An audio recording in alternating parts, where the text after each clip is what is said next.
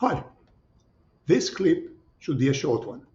I'll mention a stock and point out for you the main features that you can sleuth about it. The rest should be up to you. Okay?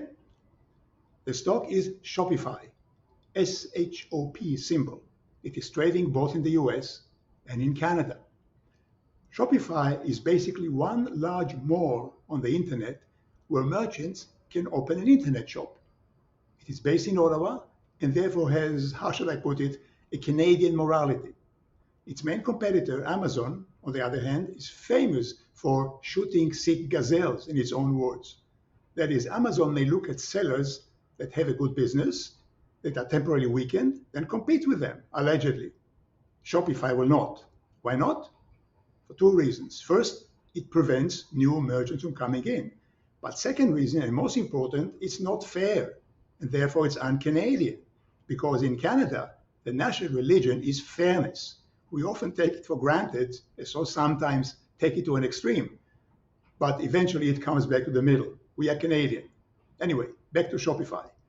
Last year, the stock fell about 80% when growth tapered off and costs rose. But the company buckled down, cut costs, and focused on the main profit centers. It also brought in new services that enable merchants to integrate closely with Shopify via special APIs, that internet connections, and pick and choose which services they want to pay for. This means that even those sophisticated clients who duplicate some of what Shopify offers can now use specific features only, which means new business from more sophisticated clientele. But more importantly, even as Shopify upgraded its business quality, it cut down the low margin part by selling its logistics network. Because really, Shopify is not in the business of back office infrastructure, also known as electronic pipelines through which orders and money flows. Infrastructure is equivalent to a company owning its own electronic real estate. And real estate, whether physical or electronic, is an okay business, but its return on investment capital is much lower than that of electronic and internet commerce. As a result, in that one great disposition, Shopify really got a bigger bump to its future return on capital, which, as you know, is one of the three factors that make up my quality number, Q, the other two being gross margins and sales growth. Please see it in my book, The Advanced Sleuth Investor. In other words, Shopify just upgraded its quality from investors' point of view. Nice? Sure is. And also, by the way, revenue rose 25% and free cash flow became positive again, more than $80 million. But this isn't what's best in the changes, in my opinion. The best part is there's now potential for more impulse purchases. How come? Well, Shopify teams up with ROKU, the front face of many TV services, which created action ads leading to Shopify internet face. This means that when a Roku TV viewer sees an ad for a product sold by Shopify merchant, he or she can press OK on the Roku remote to either learn more about the product or purchase it directly, straight from their TV, coffee in hand. How many new potential clients that now only watch TV would be triggered into buying? That's one thing for you to sleuth for. Sleuth how? Go ask some TV ad sales people and media marketing experts. They would know because it would matter to the take-home pay. Their opinions, therefore, would be much more valid than mine. Again, go do your own sleuthing. Finally, 2 points to think about.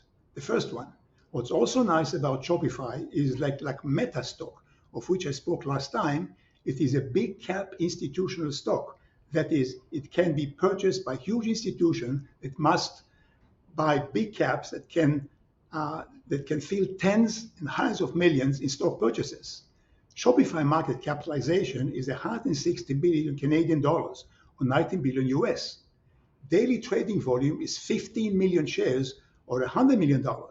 Any big pension funds or mutual fund or hedge fund can easily fill its hat with the stock.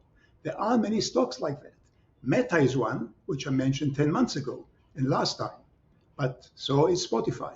But second point, the stock, if I read its changes correctly, can easily outperform the market. That's the S&P 500. Institutional portfolio managers who run OPM, that's other people's money, are fired if they cannot outperform the market. If they can outperform it, they get a bonus. That's how they think, market under and outperformance. How is this relevant to Shopify? Today, at $68.67 US or 99.50 Canadian, the ratio of Shopify stock to the SPY, the S&P 500 ETF, which today sells at 448, the ratio is 15.5%, up from 9% a year ago. So not only has Shopify stock gone up last year, it also outperformed the SPY. And all institutional holders of Shopify for the last 12 months are heroes who get a bonus. And all the ones who missed it, today are skunks. What will Shopify stock likely do in the next 12 months? I, of course, cannot tell. But previous peak for the stock was 176 US on November 2021. If the stock gets there again, it will be 150% higher or 2.5 bagger from here. Will it? Again, I, of course, cannot tell. All I'd say is that if the stock gets there again, it not only tack on 150% from here, but will also likely outperform the market, which would be a hard thing to do, since the market as a whole, in my opinion, is likely to rise handsomely from here, based on the extreme panic we saw last year when I told you not to be a lemming and sell. In fact, I'll stick my neck out here and say that the spider is likely to get to the mid 500, perhaps even scratch 600. Yes, that S&P 500 of 6,000 points. And yes, again, Shopify stock may just outdo the market again if I read the changes correctly. And if it does, the ratio of Shopify to the SPY in a year is likely to be higher than today, 15.5%, more like 20% or even more. Will it? For the third time, I of course cannot tell. It's up to you to sleuth it out and find out. It's your call, not mine. You do the sleuthing. I'm just pointing out to you an interesting stock to sleuth. See?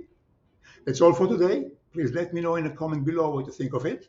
Give it a like, then subscribe to the channel and retweet to all your friends and followers so they subscribe too. And buy my book, The Advanced Sleuth Investor, reading it all about the quality ratio, and give the book a review on Amazon, which I hope will be a good one. I'll see you next time, and meantime, thank you very much for watching.